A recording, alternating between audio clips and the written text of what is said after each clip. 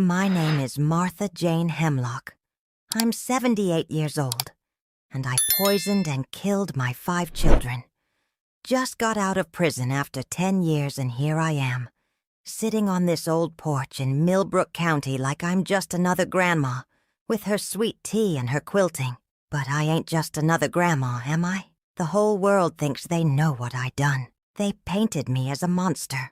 A woman who turned on her own blood during what was supposed to be a family dinner. 10 years behind bars. 10 years of cold concrete and whispered curses from other inmates who couldn't stomach what I'd been convicted of. Even murderers got standards, they'd say. Even killers draw the line somewhere. They don't know the real story, though. They don't know why a mother who spent every waking moment loving her babies would choose to stop their hearts forever. They don't know about the empire my children built, about the golden mansion they put me in, or about the night I discovered that my 5 beautiful babies had become something so dark that killing them was the only way to save other people's children. See, I've been carrying this burden alone for too long now. My hands shake something fierce these days, and sometimes I can't remember if something happened on a Tuesday or a Wednesday. The mind plays tricks when you get to be my age. But what I feel, what I know in my bones about that terrible night, that's clear as morning dew on summer grass. You might wonder how someone like me, someone who barely made it through 8th grade, can tell a story like this with any kind of sense. Truth is, I always had a way with words. Spent my years listening to radio preachers and letting other folks' voices teach me how to find my own. Prison gave me plenty of time to think about how to say things right. So I'm going to tell you everything. Not the version they put in the newspapers, not the story that got me convicted, but the real one. The one about 5 children who built something beautiful on the outside and something rotten to the core underneath. About a mother who had to choose between her own soul and the innocent lives her babies were destroying. If you're willing to sit here with me while I unpack this burden, if you're ready to hear why sometimes a mother's greatest act of love looks like the most unforgivable sin, then we got ourselves a story to tell. And every word of it is true. I reckon I should start with how proud I was of them children. Lord, you never seen a mother more full of pride than I was watching my 5 babies grow up and make something of themselves. Jedediah, my firstborn, had this smile that could charm the paint off a barn door.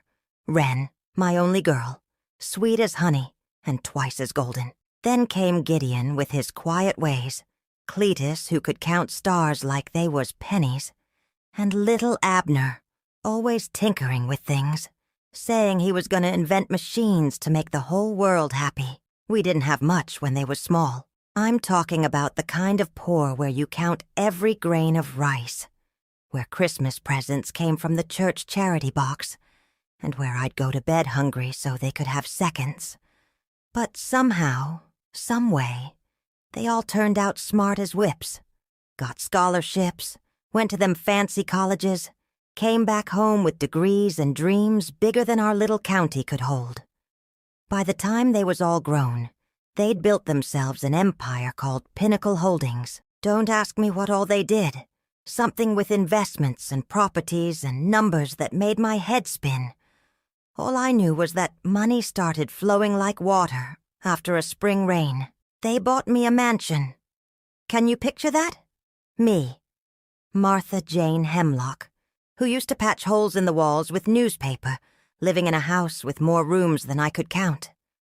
But the thing that made me proudest wasn't the money. It was their hearts. See, they started this charity called the Hearthlight Foundation. Said it was to help children who came from nothing, just like they did. Poor kids who needed a chance, needed someone to believe in them. They'd hold these fancy galas, invite all the important people from 3 counties over, raise thousands of dollars for children's homes and schools. I'd sit at them fancy tables in my silk dresses. Lord, can you imagine me in silk, watching my babies give speeches about helping the less fortunate? And I'd think to myself, Martha Jane, You done something right. You raised children who remember where they came from. The foundation had pictures everywhere. Smiling children, new playground equipment, clean dormitories. My Wren would tell me stories about the little girls they helped, how they'd take them from terrible situations and give them hope. Abner would show me letters from grateful families.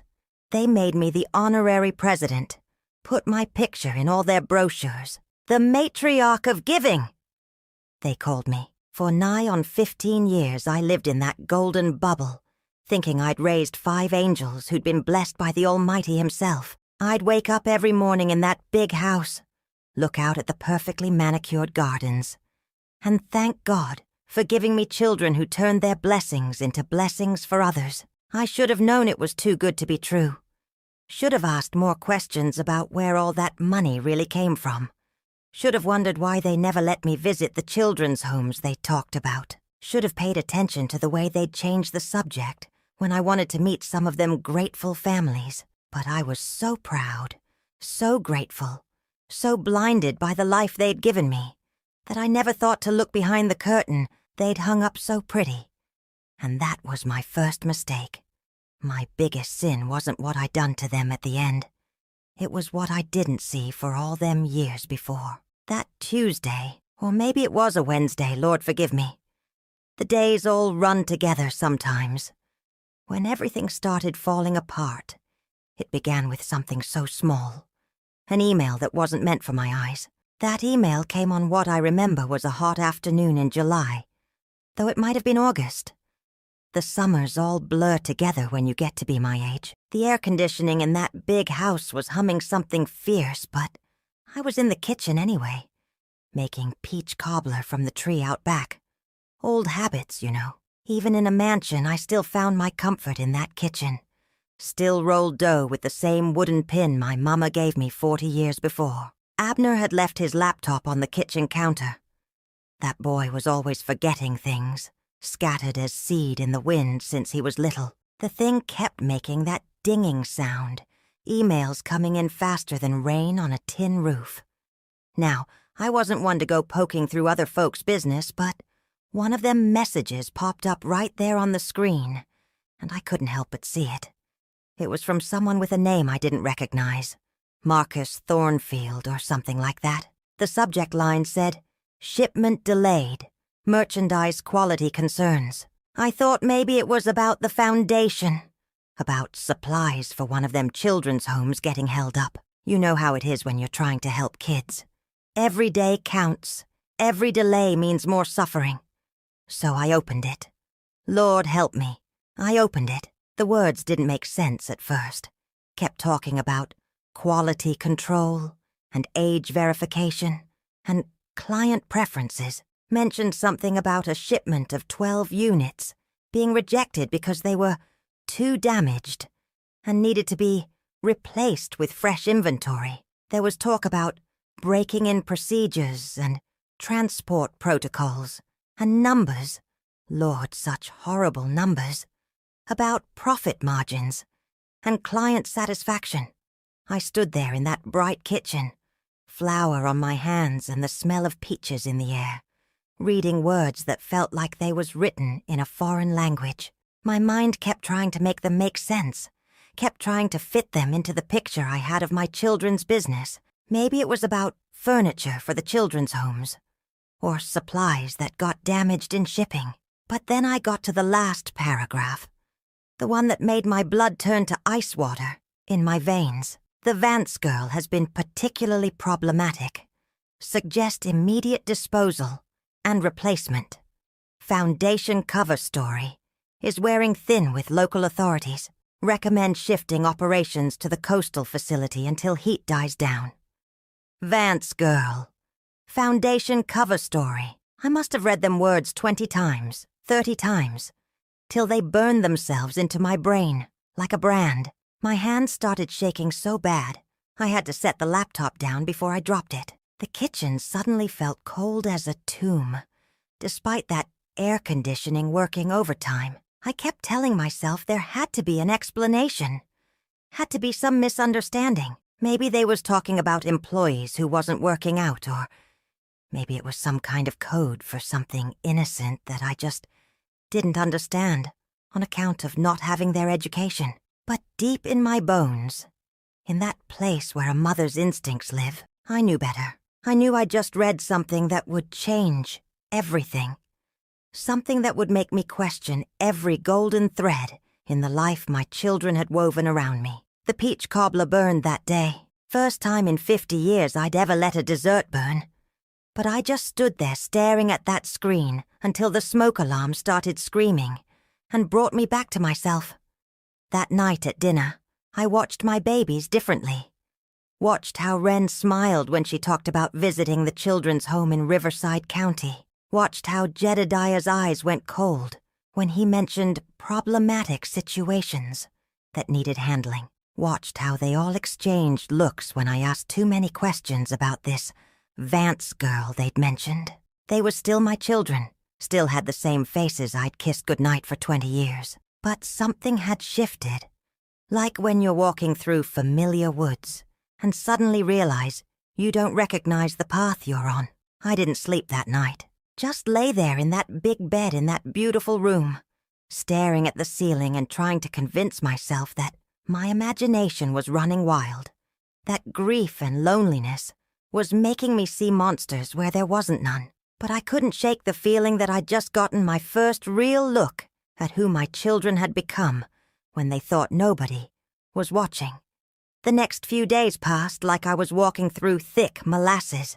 Every conversation with my children felt different, like I was hearing their voices through water. They'd talk about the foundation, about the children they was helping, and all I could think about was them cold words in that email: disposal, and replacement, and merchandise. I started paying attention to things I'd never noticed before. How Wren would get phone calls at all hours and step out to the garden to take them, speaking in whispers. How Gideon kept files locked up tight in his office, never letting me dust in there like I did the rest of the house. How they'd all go quiet when I walked into a room, like I'd interrupted something important. The breaking point came on a Thursday evening. I'm sure it was Thursday because that's when I always did the washing. And I remember hanging clothes on the line when I heard the cars pulling up the long driveway. 3 black cars, expensive ones with tinted windows, moving slow and deliberate like a funeral procession. I watched from behind the curtains as men in dark suits got out, and my Jedediah went to meet them. Even from that distance, I could see something was wrong with the way they was all standing, tense, like animals sensing a storm coming. But it wasn't the men that made my heart stop.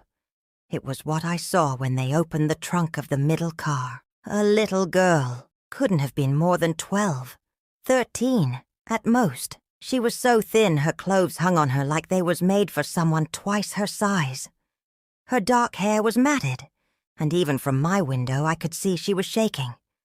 Not from cold, 'cause it was hotter than blazes that day, but from pure terror. She kept looking around like a trapped animal, and when one of them men put his hand on her shoulder to guide her toward the house, she flinched like she'd been struck. That's when I saw her face clear, and Lord help me, I ain't never gonna forget them eyes. Big and dark and full of a kind of fear that no child should ever know. They brought her right to my front door. My front door.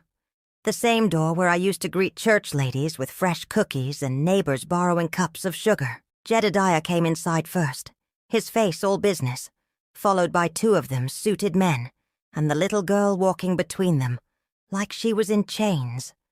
Though I couldn't see none. She kept her head down, wouldn't look at nothing or nobody. "Mama," Jedediah said, and his voice was different, colder than I'd ever heard it. "This is Ilara. She's going to be staying with us for a few days while we sort out her situation." Ilara. Even her name sounded scared when he said it. I looked at that child and every instinct I had as a mother started screaming. This wasn't no charity case. This wasn't no grateful family sending their daughter to thank us for our generosity. This was something else entirely. Something that made my skin crawl and my heart pound like a drum in my chest. "Where's her family?" I asked, trying to keep my voice steady. Where's her mama? The silence that followed was thick enough to cut with a knife. Jedediah and his men exchanged looks, and I saw something pass between them that chilled me to the bone. She don't have no family that wants her, he said finally.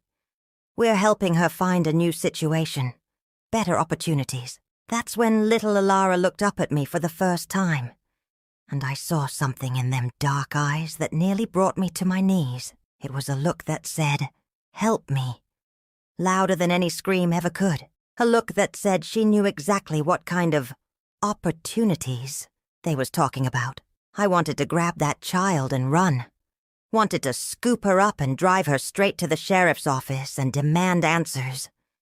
But my feet felt rooted to the floor, and my voice caught in my throat like I'd swallowed sand. Because in that moment, standing in my beautiful foyer with my successful son and that terrified little girl, I finally understood what I had been reading in them emails. I understood what kind of foundation my children had really built, what kind of opportunities they was really providing. And I understood that I was standing in the middle of something so evil, so unthinkable, that my mind couldn't quite wrap itself around the full horror of it. They took Alara upstairs to what used to be my sewing room. I listened to their footsteps overhead, heard a door close and lock, heard nothing else for the rest of the night. No matter how hard I strained to listen, that was the moment I knew there wasn't no going back. Whatever innocence I'd had left, whatever beautiful illusions I'd been living in, they died right there in that foyer, with the sound of a lock turning on a little girl's prison. I'd raised monsters, and I'd been living off their blood money for years. That night I didn't sleep a wink, just lay there listening to the old house settling, straining my ears for any sound from upstairs. Around 3 a.m. I heard crying, soft, muffled, like someone trying real hard not to make noise. It was coming from my old sewing room, where they'd locked that poor child. I got up and crept to the bottom of the stairs, my bare feet silent on the cold hardwood. Every step creaked like a gunshot in the quiet house, but I had to try. Had to see if I could help her somehow. Maybe slip her some food or just let her know she wasn't alone in this nightmare. But when I got halfway up them stairs, I heard footsteps in the hallway above. Heavy ones. Men's shoes on the wooden floor, moving back and forth like someone was standing guard.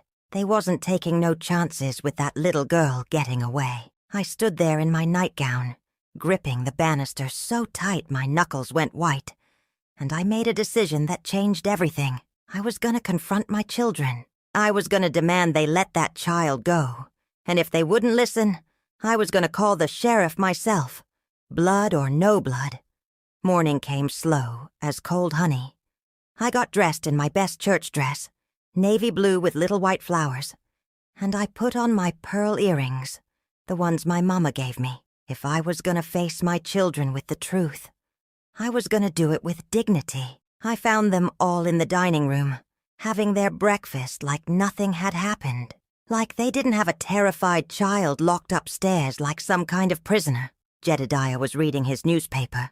Wren was checking her phone.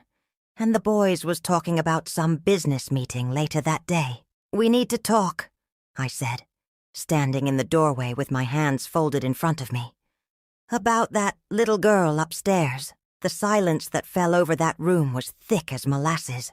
5 pairs of eyes turned to look at me, and I saw something in them faces that I'd never seen before.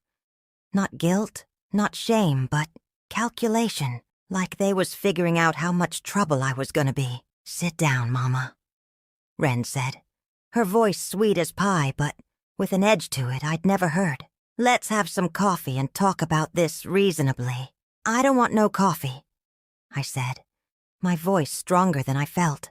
"I want to know what you've done to that child, and I want to know what kind of business you're really running." That's when Jedediah set down his newspaper and looked at me with eyes cold as January ice. "Mama, you're getting yourself worked up over nothing. The girl is fine. She's being taken care of." "Taken care of?" My voice was rising now, and I couldn't stop it. She's locked in a room like a prisoner. She's scared out of her mind. What kind of care is that? Gideon cleared his throat. That quiet way he'd always had since he was little. Maybe you should go back to your room, Mama. Rest a bit. You seem confused. Confused. Like I was some old fool who didn't know what she was seeing with her own eyes. That's when I told them about the email. About what I'd read. About the words that had been eating at me for days. I watched their faces change as I spoke. Watched them go from dismissive to alert to something harder, more dangerous. You've been snooping, Abner said. And his voice wasn't my baby boy's voice anymore. It was the voice of a stranger wearing my son's face. I wasn't snooping, I said. It was right there on your computer. And now, I want answers. What happened next? I still have trouble believing. Even though I lived it. My 5 children, my babies that I'd nursed and rocked and sang to sleep. They looked at each other across that breakfast table. And I saw them make a decision without saying a word. Wren spoke first, her voice calm as still water. Mama, you're right. We haven't been completely honest with you about our business. And then they told me. Not everything, but enough. Enough to make me understand that the email wasn't no mistake, wasn't no misunderstanding. They told me about opportunities they provided for certain clients, about how the foundation was their hunting ground, how they identified vulnerable children with no one to miss them, about how profitable it was, how careful they was, how they'd built something bigger than I could imagine. They talked about it like it was any other business, like they was discussing livestock or inventory or quarterly reports. No shame, no guilt, no recognition that what they was describing was the most evil thing I could imagine. When I started crying, when I begged them to stop, to let that little girl go, they just looked at me with something between pity and irritation. This is why we didn't tell you before, Cletus said. We knew you wouldn't understand the complexities. Complexities. That's what they called it. That child upstairs, I whispered, my voice barely holding together. What's gonna happen to her? She's merchandise, Mama, Jedediah said, like he was explaining something simple to a slow child. Valuable merchandise. She'll be taken care of until she's delivered to her new situation. Merchandise. My grandchild. Because that's how I thought of every child in need, was merchandise to them. That's when I knew, with a certainty that cut through me like lightning, that my children was already dead, had been dead for years probably. These things sitting at my breakfast table, wearing their faces and speaking with their voices, they wasn't the babies I'd raised. They was something else entirely, something that had grown in the dark places where love used to live. But I also knew something else. I knew that little girl upstairs was gonna disappear, just like God knows how many others had disappeared. And I knew that tomorrow, or next week, or next month, there'd be another one, and another one after that. And I knew that I was the only person in the world who could stop it. The rest of that morning passed in a kind of terrible dream.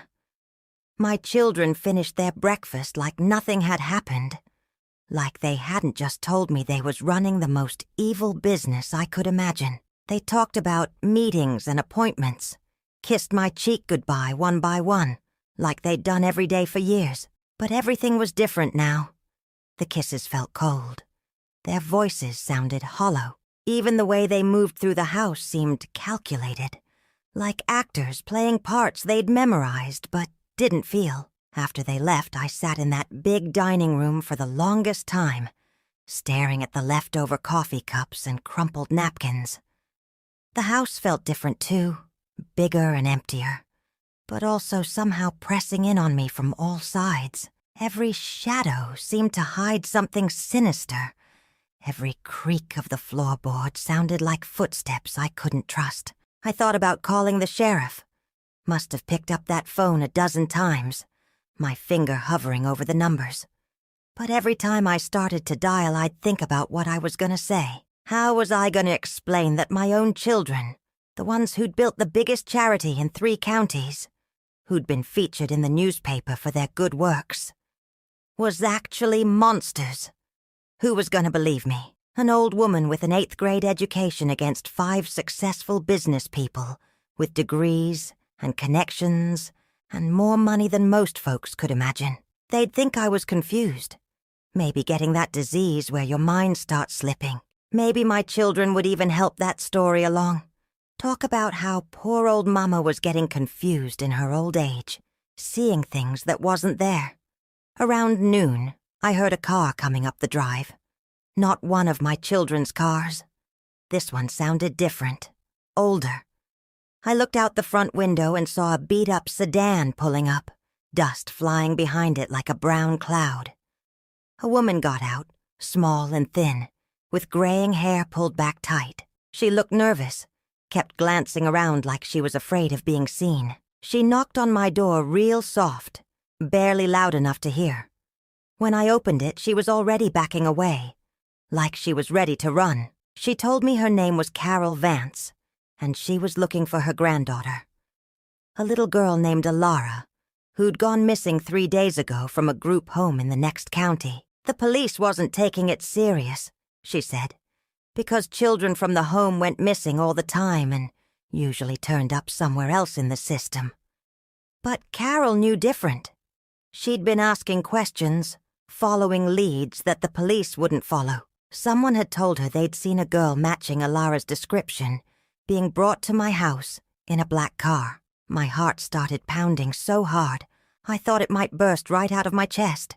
This woman, this grandmother who was probably just a few years younger than me, was standing on my doorstep, looking for the same little girl I'd seen them bring in yesterday.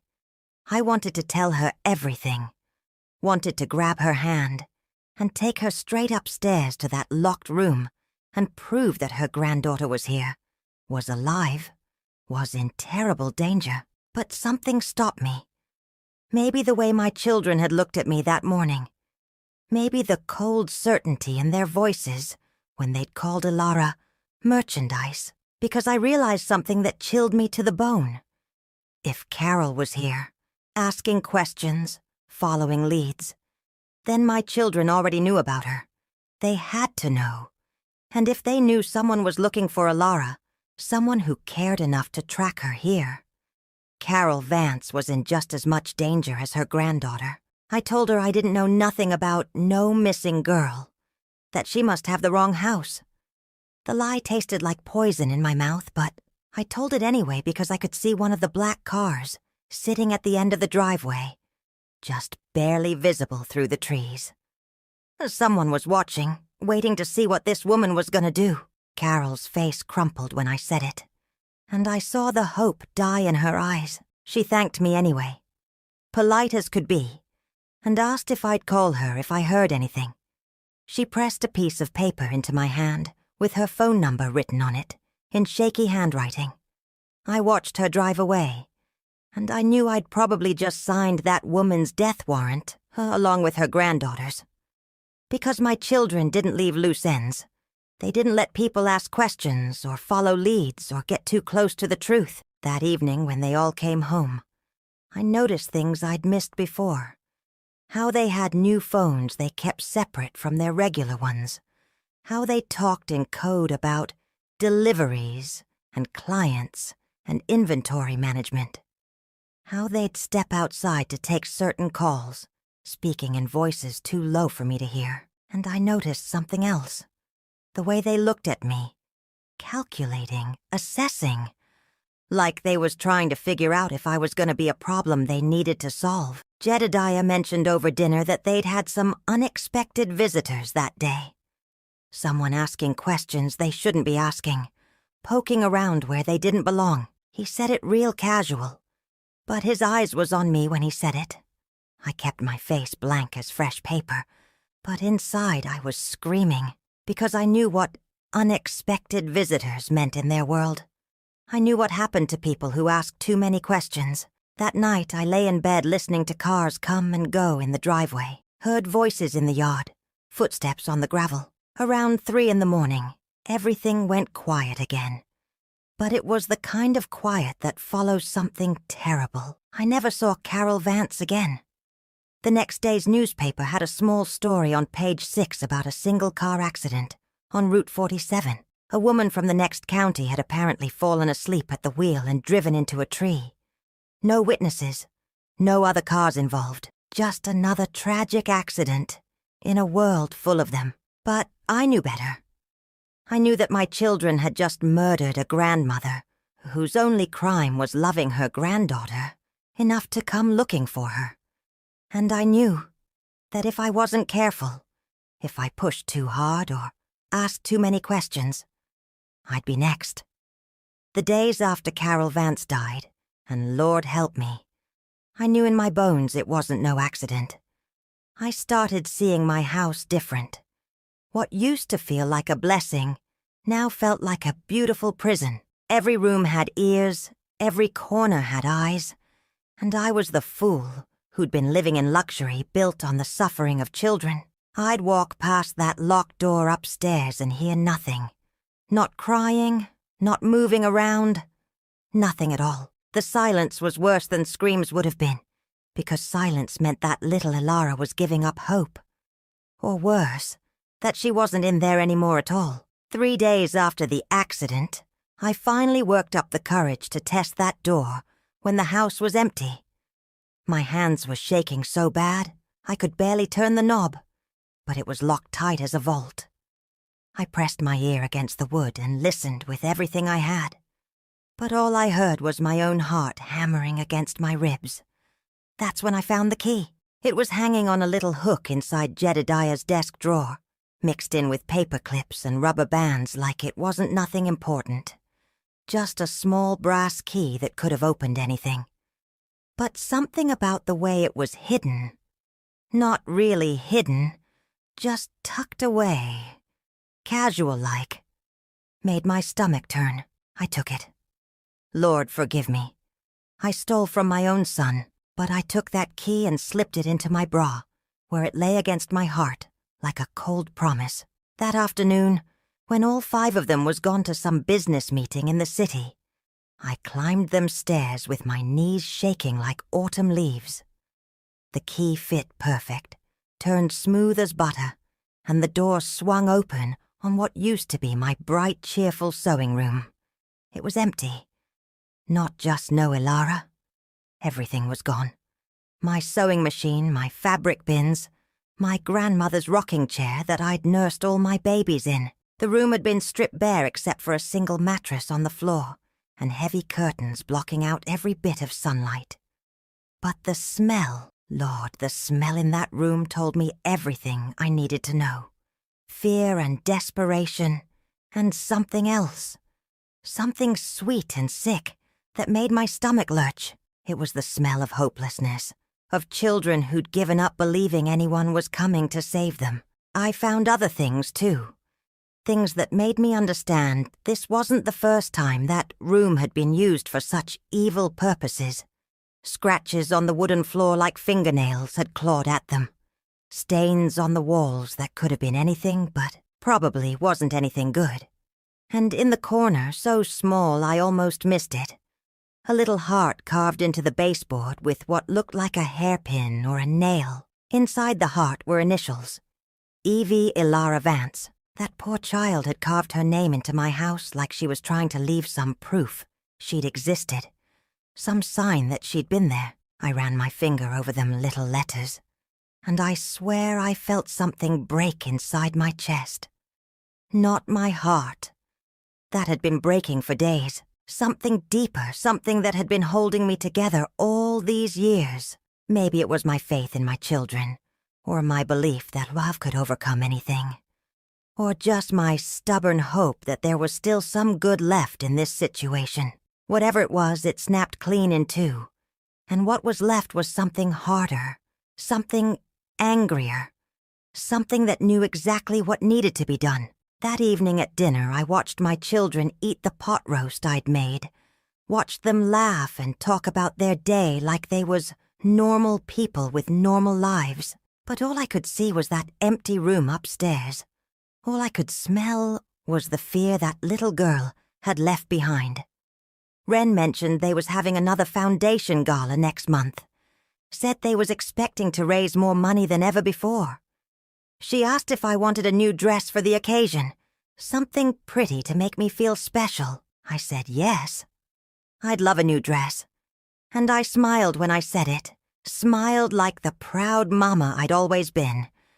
But inside I was planning, because I'd realized something sitting in that stripped bare room, running my fingers over a scared little girl's carved initials. I'd realized that all my crying and pleading and trying to appeal to whatever goodness might be left in my children, none of that was going to save the next Ilara, or the one after that, or the dozens that would come after them. They wasn't going to stop. They was too far gone, too comfortable with their evil, too convinced that what they was doing was just business. And as long as they was alive and free, children was going to keep disappearing into that room upstairs, keep carving their initials into the walls before they disappeared forever. I thought about poor Carol Vance, how she'd died trying to save her granddaughter, how she'd failed because she'd tried to work within the system, tried to get help from people who either couldn't or wouldn't see the truth. But I wasn't going to make the same mistake. I wasn't going to call the sheriff or try to gather evidence or hope that someone else would fix what my children had become. I was going to fix it myself. That night, I went down to the kitchen and started looking through my spice rack. Started remembering things my grandmother had taught me about plants and herbs, about which ones could heal and which ones could harm. Started thinking about family recipes that could be changed, just a little bit, to serve a different kind of purpose. I was gonna cook for my children one last time, gonna make them a meal they'd never forget.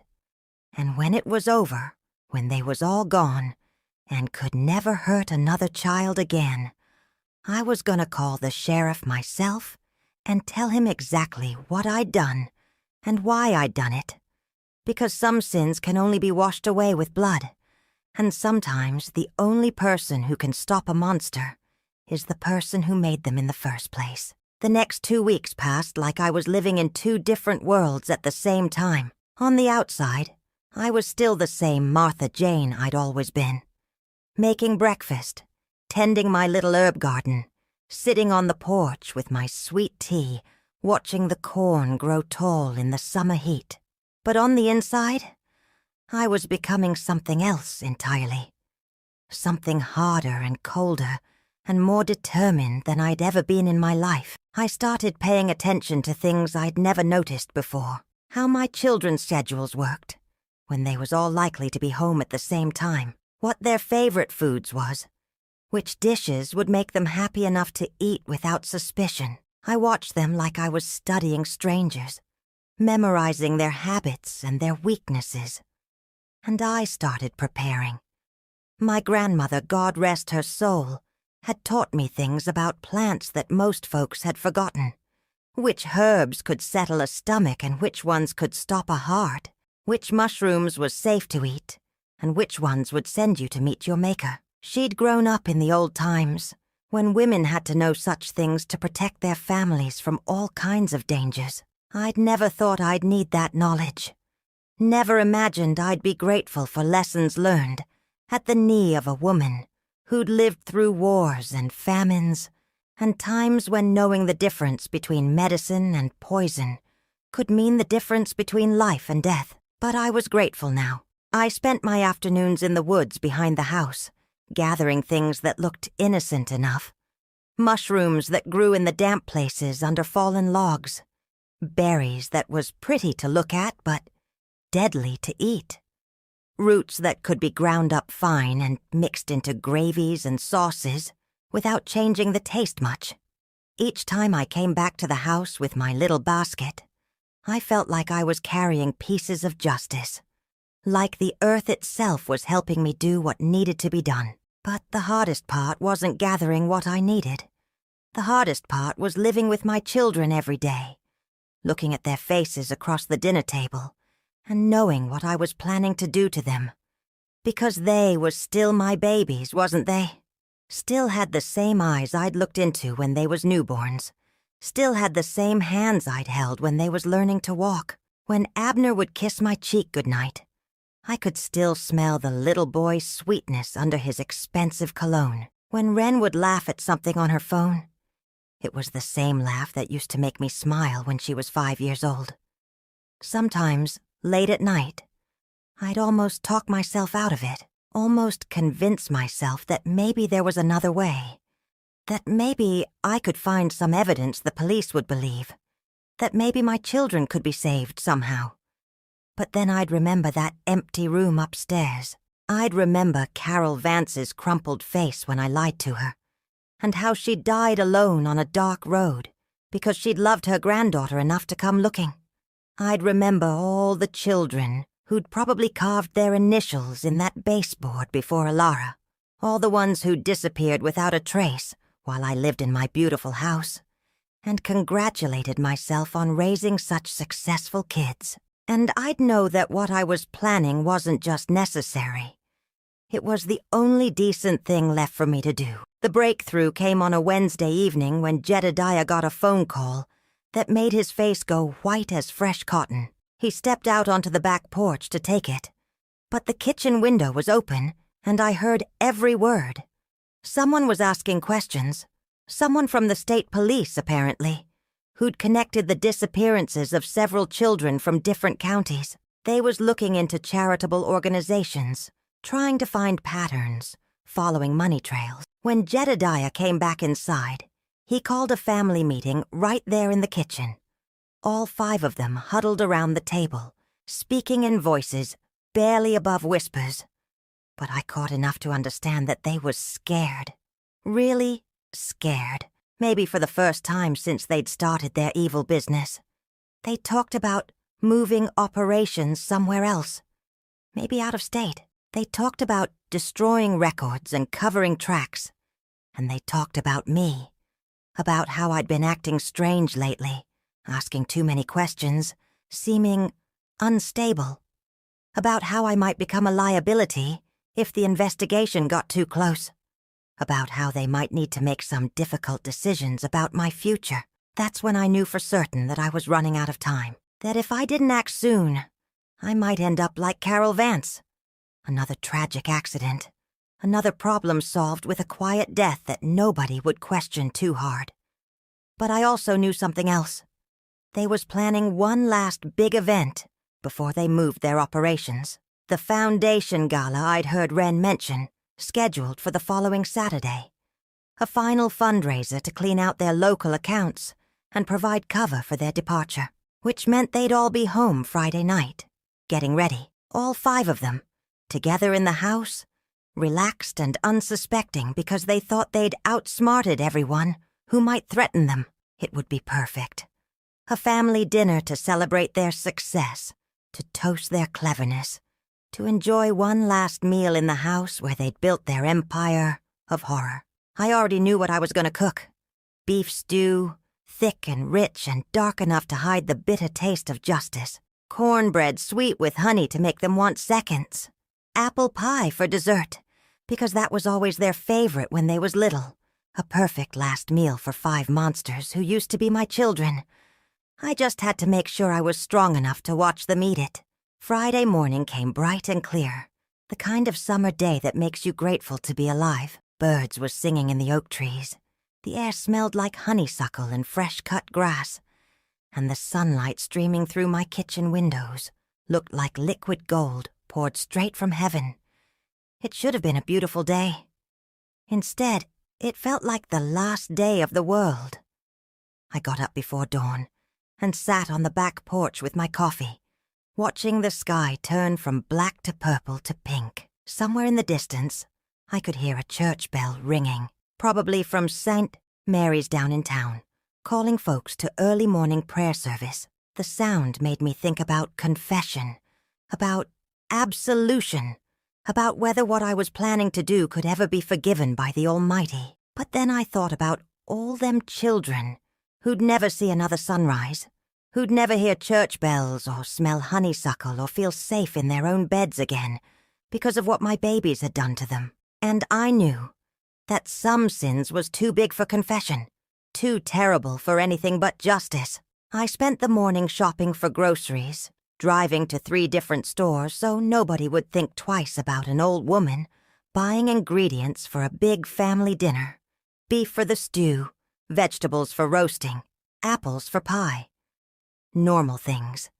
Innocent things that wouldn't raise no eyebrows or stick in anybody's memory. But I also made a stop at the old cemetery on Maple Hill Road, where my grandmother was buried under a weathered headstone that was starting to sink into the earth. I sat by her grave for the longest time, telling her about what I was planning, asking for her guidance one last time. The wind rustled through the grass and trees, and I swear I heard her voice in it, just like when I was little, and she'd tell me stories about the old days. She was saying that sometimes love looks like letting go, and sometimes protecting the innocent means destroying what you love most. I picked some wild herbs from around her grave, the kind she'd taught me about all them years ago, and tucked them careful-like into my purse. Then I said goodbye to her, and to the woman I used to be, and drove home to cook my last meal as a mother. The house was quiet when I got back. All 5 of my children was out handling last-minute business before tomorrow's gala, making sure everything was perfect for their grand finale. I had the whole afternoon to prepare, to get everything ready for what was coming. I started with the stew, browning the meat slow and careful, letting the smell fill the kitchen with something warm and homey. As I chopped vegetables, I thought about all the other family dinners I'd cooked in this kitchen, all the times I'd stood at this same stove, making food to nourish the people I loved most in the world. This wasn't so different, was it? I was still cooking for my family, still trying to take care of them the only way I knew how, still showing my love through food, even though that love now looked like something terrible and necessary. When the stew was simmering nice and low, I started preparing the other ingredients, the ones my grandmother had taught me about. Ground them up fine as dust, mixed them careful-like into portions that would be strong enough to work, but not so strong as to change the taste much.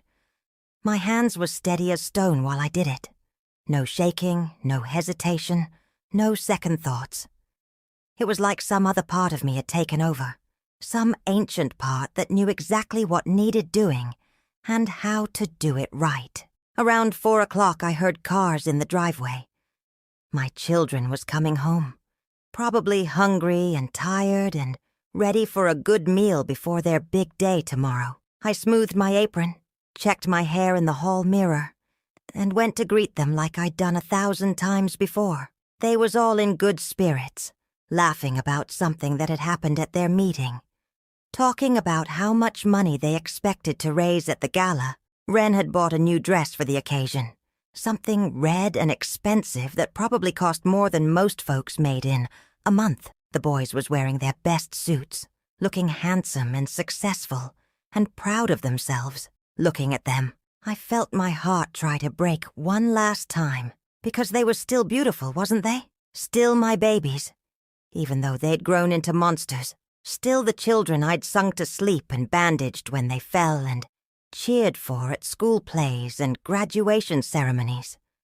But then I thought about Ilara Vance and about her grandmother who died looking for her. I thought about that empty room upstairs and all the children who'd been brought here over the years, all the lives that had been destroyed to build my children's empire of evil. And I knew that beauty and blood connection didn't matter when weighed against justice. That being a mother meant protecting all children, not just your own. That sometimes the greatest act of love is stopping the ones you love from doing more harm. Dinner was ready by 6 o'clock. I set the table with my best china, the pattern with little blue flowers that had belonged to my own mother. I lit candles and put out cloth napkins and made everything as beautiful as I could, because this was going to be our last meal together, and I wanted it to be perfect. They all complimented the food, said it was some of my best cooking ever, asked for seconds and thirds, laughed and talked and planned their future like they didn't have a care in the world, like they'd never hurt nobody, never destroyed nothing, never turned my house into a way station for stolen children. I watched them eat, and I felt something that might have been peace settling over me like a warm blanket, because I knew that when this meal was over, when what I'd done finally took effect, there wouldn't be no more children disappearing, no more families torn apart, no more monsters wearing the faces of my babies. It was gonna cost me everything.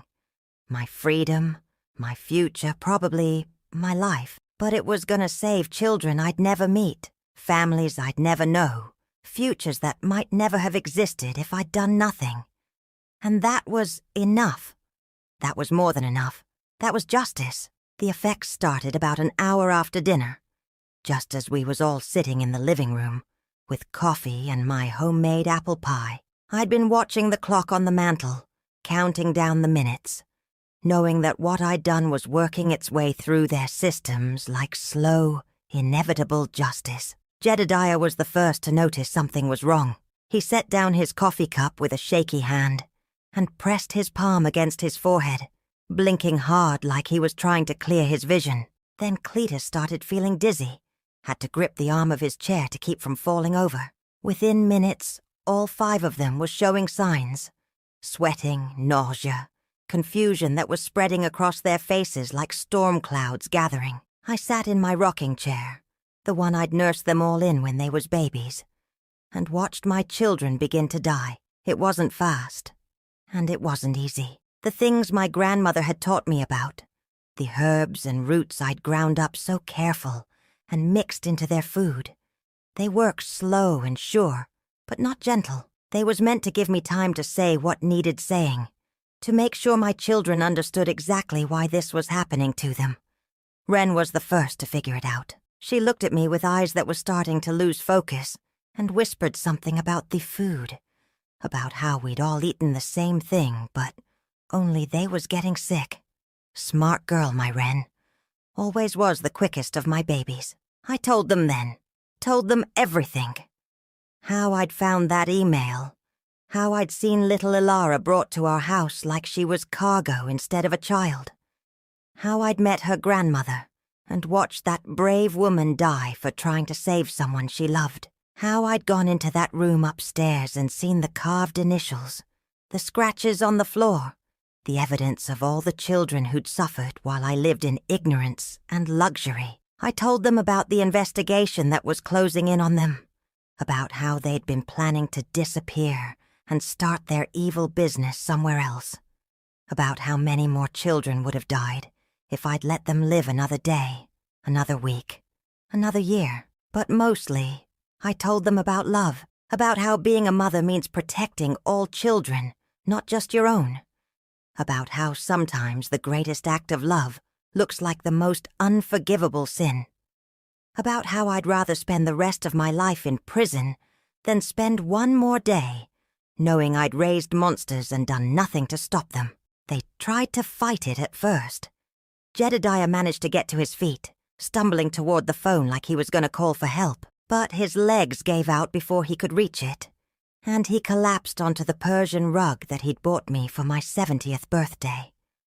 The same rug where he used to play with toy soldiers when he was 7 years old. Abner started crying, begging me to help them, to call an ambulance, to do something to stop what was happening. He sounded like the little boy he used to be, the one who was afraid of thunderstorms and monsters under the bed. But the real monster wasn't under his bed. It was inside him, and had been for years. Gideon, true to his quiet nature, just looked at me with something that might have been understanding, like he knew that what I'd done was inevitable, that this moment had been coming from the second they'd chosen to become what they'd become. He closed his eyes and seemed to accept it, which broke my heart and mended it at the same time. Cletus kept trying to make deals with me, promising they'd stop their business, swearing they'd turn themselves in, saying anything he thought might save them. But we both knew he was lying.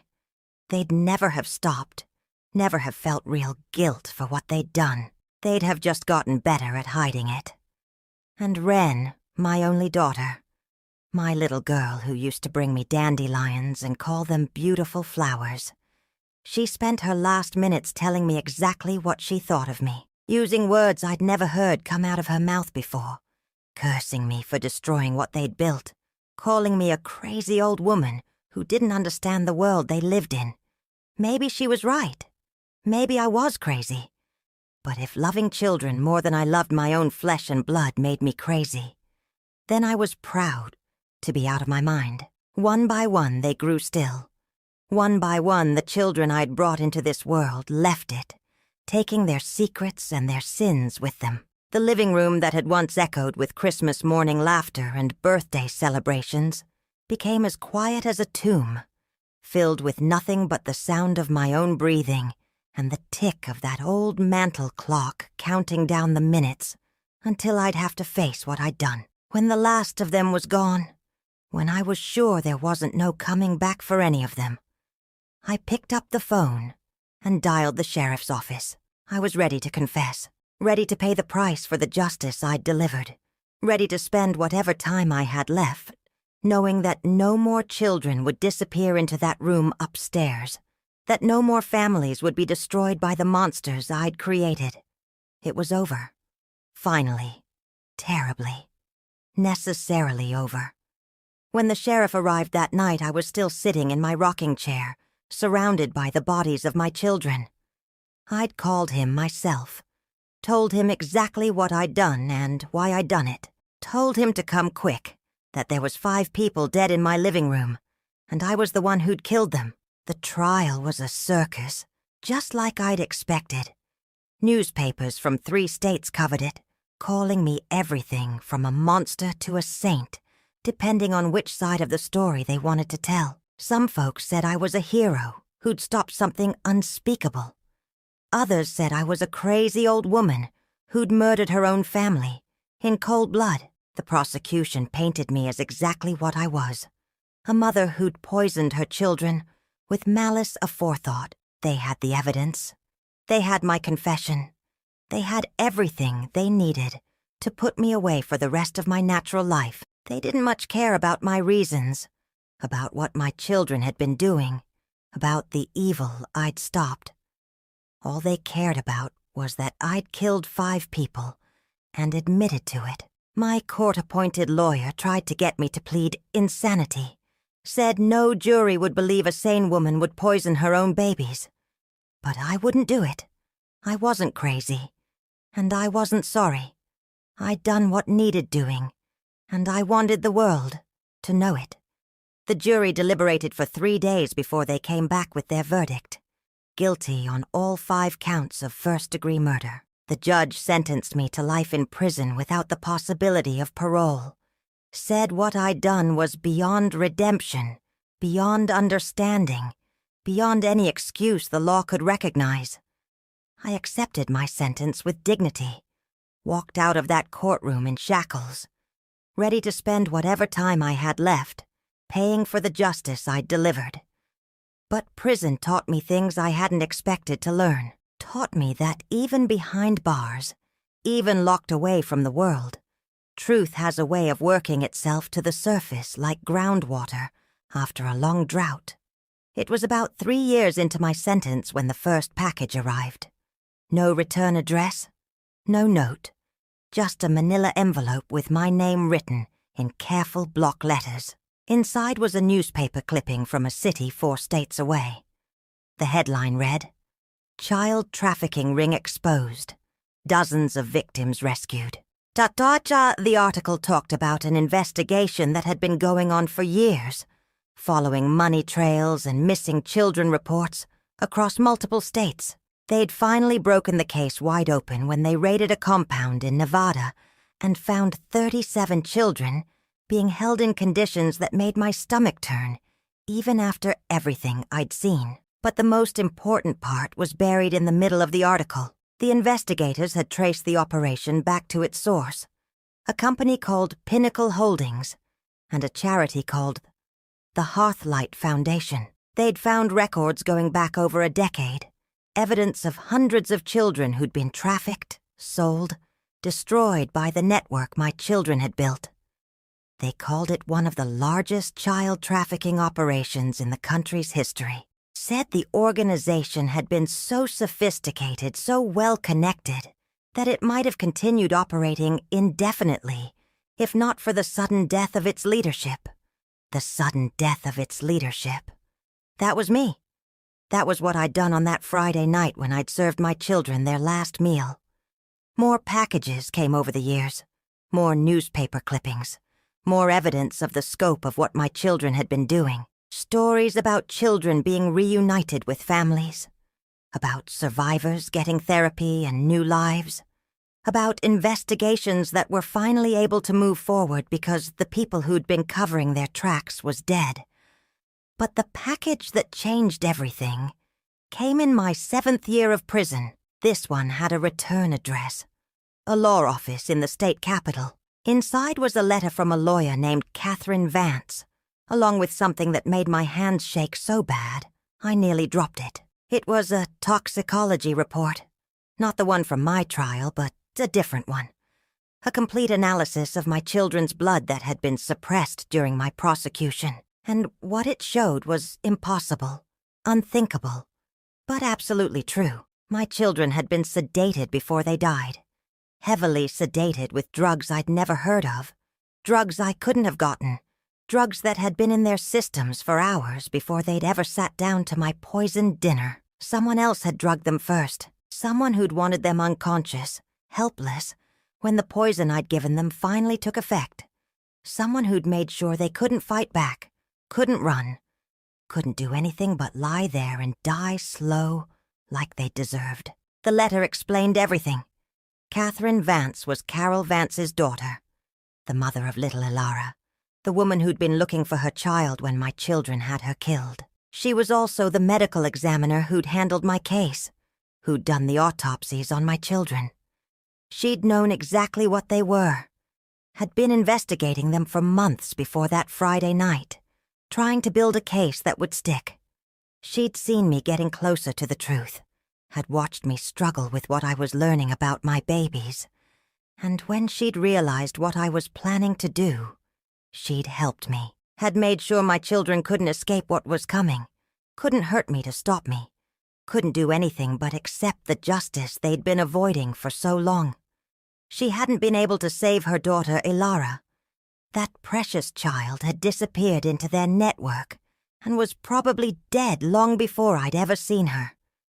But she'd been able to make sure the people who'd killed her paid the price, and that no other children would suffer the same fate. I wasn't the only one who'd wanted my children dead. I was just the one who'd been willing to sacrifice everything to make it happen. The letter also told me something else, something that made me cry for the first time since my arrest. Ilara Vance was alive. She'd been found at that compound in Nevada, traumatized and broken, but breathing. She was getting help now, getting therapy, learning to be a child again instead of merchandise. She was safe. They was all safe now, because 5 Monsters was dead, and their network had crumbled without them to hold it together. I'm getting out next week. After 10 years behind bars, they're finally letting me go home. Not because I've been pardoned or because anyone thinks I was justified in what I done. I'm getting out because I'm dying, and they don't want an old woman's death on their conscience. Cancer, the doctors say, spreading fast through what's left of me. I got maybe 6 months if I'm lucky, 3 if I ain't. But that's long enough to sit on a porch again, to smell honeysuckle and hear church bells, and feel sunshine on my face. Long enough to know that the choice I made on that Friday night, the choice that cost me everything I thought I loved, was the right one. Sometimes justice looks like poison. Sometimes love looks like murder. Sometimes the only way to save the innocent is to destroy what created you. I'd do it again tomorrow if I had to, and I'd sleep sound afterward, knowing that somewhere out there, children are safe in their beds because I found the courage to stop the monsters wearing my babies' faces. If you're listening to this story, if my words have found their way to your heart, then maybe you understand something about the choices we make when there ain't no good options left. Maybe you know something about love that's bigger than blood, about justice that's more important than family. I'm still here for a little while longer, and I want to hear from you. Want to know what city you're watching this from? Want to know if my story means something to someone besides just me? If it moved you? If it made you think about the children in your own community who might need protecting? Then maybe you could share it with someone else who needs to hear it. Because every voice matters when it comes to protecting the innocent. Every person who's willing to stand up and say, "Not on my watch," makes the world a little bit safer for the ones who can't protect themselves. Subscribe to this channel if you want to hear more stories like mine. Stories about ordinary people who found the courage to do extraordinary things when the world needed them to. And remember, sometimes the greatest act of love is the one that damns you forever.